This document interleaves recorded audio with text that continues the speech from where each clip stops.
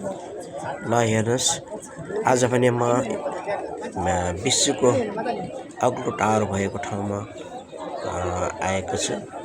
यो भिडियोलाई अन्त्यसम्म हेर्नुहोला र मन परेमा सब्स्क्राइब पनि गर्नुहोला, लाइक पनि गर्नुहोला। अनि आज पनि देखिरहन्छ मानिसको भिड धेरै छ। यहाँ आवाज पनि धेरै कराइरहेका छन्। मेरो साथीहरू यहाँ दुईजना मोबाइल चलाइरहेको हुनुहुन्छ। अनि यतातिर भने मानिसको भिडहरू धेरै छ, देख्न सक्नुहुन्छ।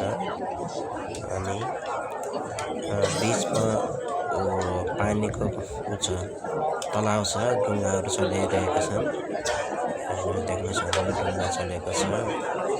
अनि यो पोखरी यस्तो छ, धेरै ठुलो पोखरी छ। अनि तपाईले यो ठाउँमा आउनुभएको छ भनेपछि यो ठाउँमा आउनुभयो, यो ठाउँमा जसरी पनि आउनुहोला घुम्नका लागि। धेरै राम्रो तलाउ र अनि विश्वको अग्लो टावर भएको ठाउँ दुबई घुम्न आउनुभएको छ भने यहाँ बुर्ज खलिफा पनि आउन नभुल्नुहोला। अत्यन्तै सुन्दर र अत्यन्तै राम्रो ठाउँ पनि भएको छ। मानिसको भिडभाड पनि धेरै हुन्छ। अनि यो साँझ पख तपाईँको 5-6 बजीतिरबाट यो ठुलो यो पुरा अनि त्यसपछि म्युजिक सहित अनि लाइट दिन्छ, धेरै राम्रो छ यो।